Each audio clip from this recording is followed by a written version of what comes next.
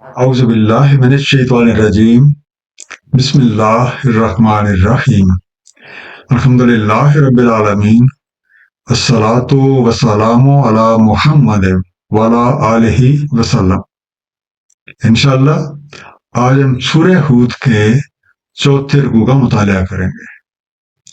اس سے پچھلے رکوع کا خاتمہ اس بات پہ ہوا تھا کہ حضرت نوح علیہ السلام نے اپنی قوم پہ واضح کر دیا کہ اگر تمہاری ہر درمی کی وجہ سے اللہ تعالیٰ نے تمہیں بھٹکے رہنے کو چھوڑ دینے کا فیصلہ کر لیا ہے تو میری نصیحت تم پہ کچھ کارگر نہیں ہو سکتی۔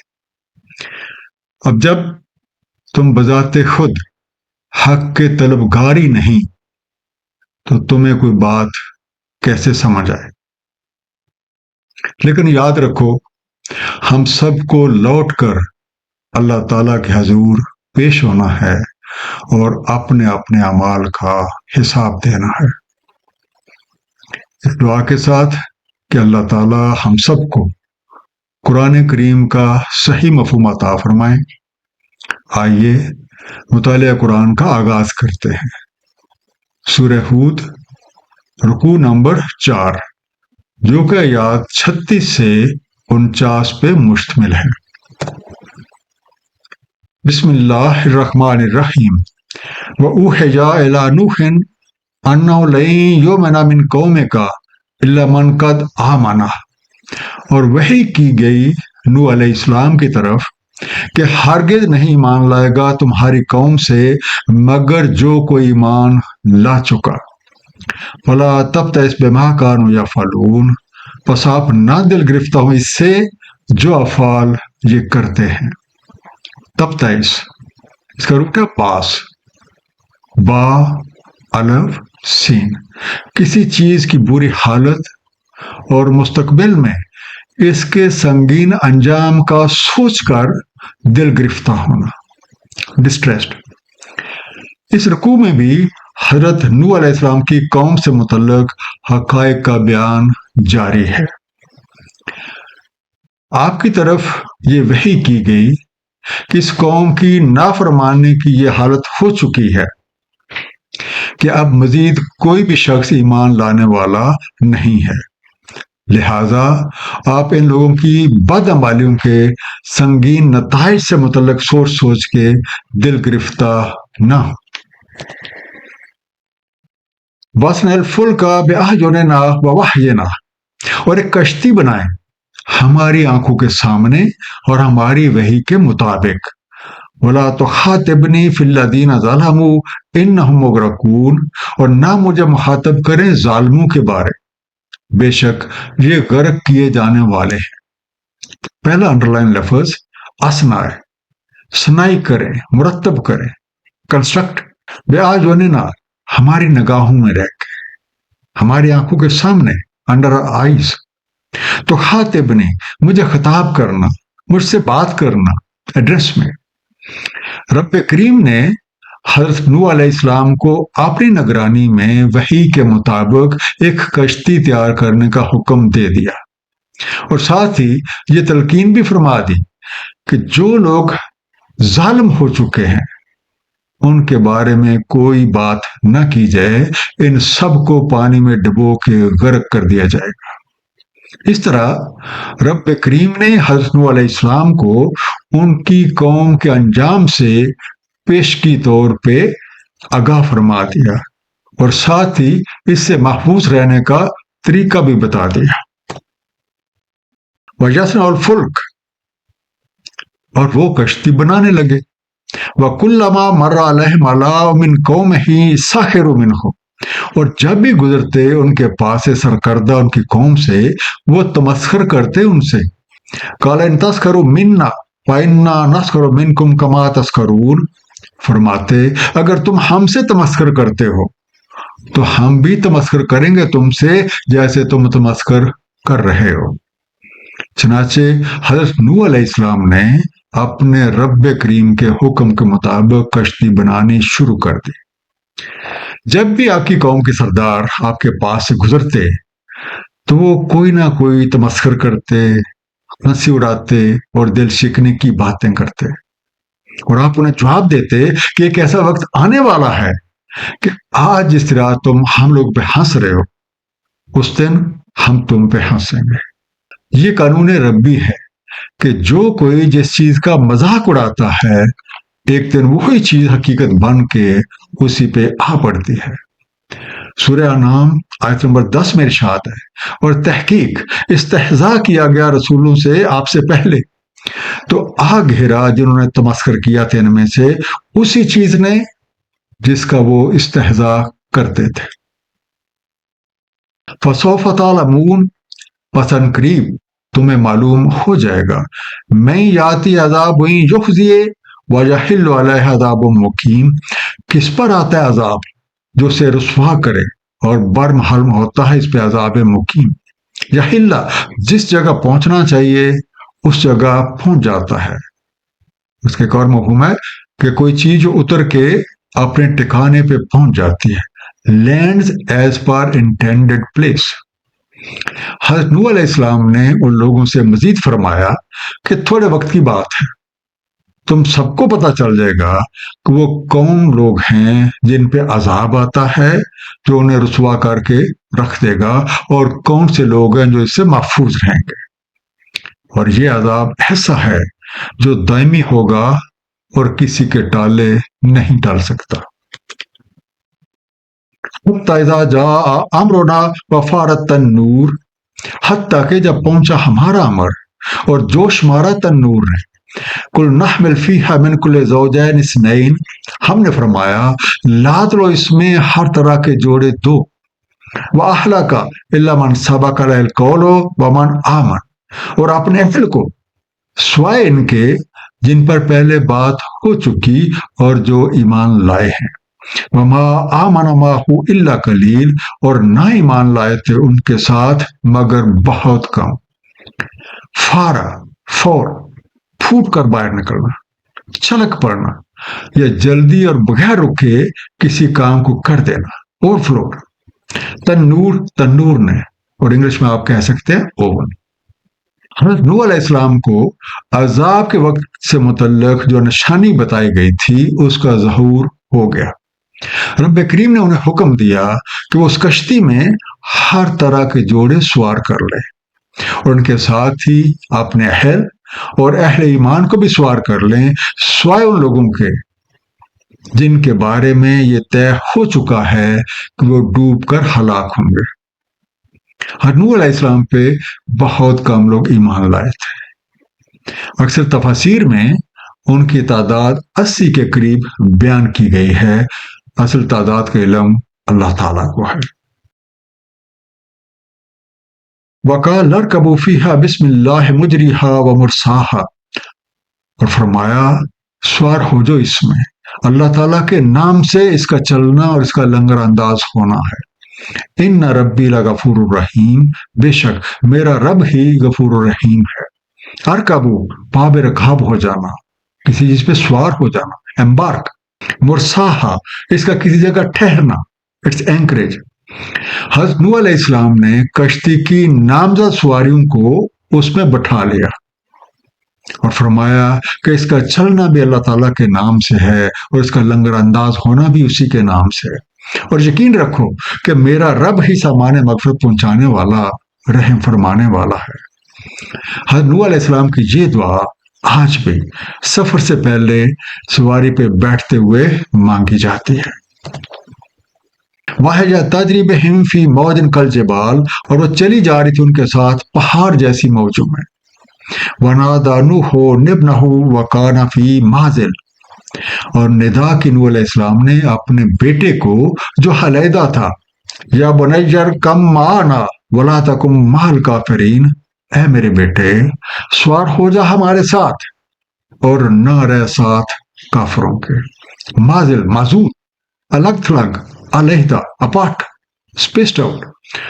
सूरह कमर आयत नंबर 11 और आयत नंबर 12 में तूफान नूह से मुतल्लक तफसीलात में इरशाद है, तो हमने खोल दिए दरवाजे आसमान के मूसलाधार बारिश के साथ और फोड़ निकाले जमीन से चश्मे, تو مل گیا پانی اس کام کے لیے جو مقدر کیا گیا تھا۔ بحکم ربی کشتی انہیں لے کے چل دی۔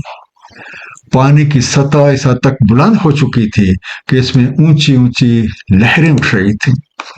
ایسے میں حضرت نوح علیہ السلام نے اپنے بیٹے کو، جو اس کشتی میں سوار نہیں تھا اور پانی میں تیر رہا تھا، آواز دی، اے میرے بیٹے، ہمارے ساتھ سوار ہو جا اور کافروں کے ساتھ مت شامل رہے۔ قال سآوی الی جبل یعصمنی من الماء، بولا میں جا لگوں گا کسی پہاڑ کو، بچا لے گا مجھے پانی سے۔ قال لا عاصم اليوم من امر اللہ الا من رحم، فرمایا نہیں کو بچانے والا آج اللہ تعالیٰ کے امر سے مگر جس پہ رحم ہوا۔ وحال بینہما الموج وکان من المغرقین، اور حائل ہو گئی ان دونوں کے بیچ ایک موج، پس وہ ہو گیا غرق ہونے والوں میں۔ تو پہلا انڈر لائن لفظ سآوی، میں خود کو لے جاؤں گا، میں چڑھ جاؤں گا، I will be take myself۔ حالہ رکاوٹ کا باعث بن گئے، ہنڈرڈ۔ حضرت نوح علیہ السلام کی پکار کے جواب میں ان کے بیٹے نے پلٹ کے جواب دیا کہ میں ابھی کسی پہاڑ پہ چڑھ جاؤں گا جو مجھے اس پانی سے محفوظ رکھے گا۔ آپ نے فرمایا آج کوئی بھی اللہ کے امر سے بچانے والا نہیں ہے سوائے اس کے جس پہ وہ خود رحم فرمائے۔ اتنے میں پانی کی ایک موج ان دونوں کے بیچ حائل ہو گئی اور وہ بھی ڈوب کے غرق ہو گیا۔ اس آیت میں اس حقیقت کا بھی انکشاف ہوتا ہے کہ قانون ربی کے مطابق خلاف حق چلنے والے شخص کو اس کے اعمال کے بھیانک انجام سے کوئی نہیں بچا سکتا، چاہے وہ نبیوں کا قریبی رشتہ دار ہی کیوں نہ ہو۔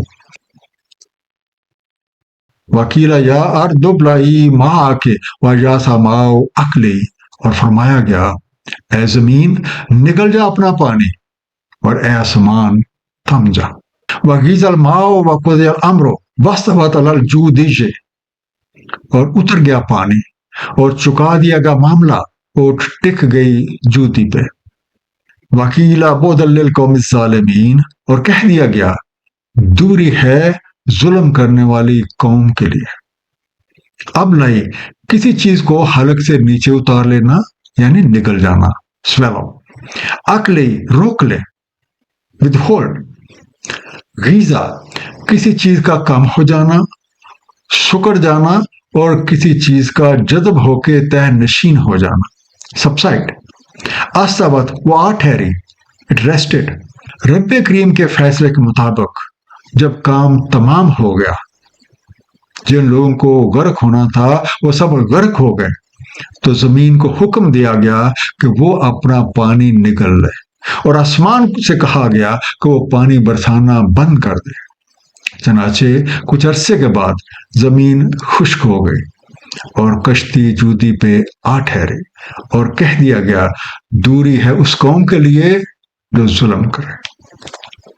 ونادى نوح ربه وقال رب ان ابني من اہلی، اور ندا کی حضرت نوح علیہ السلام نے اپنے رب کو، تو کہا اے میرے رب میرا بیٹا میرے اہل سے ہے۔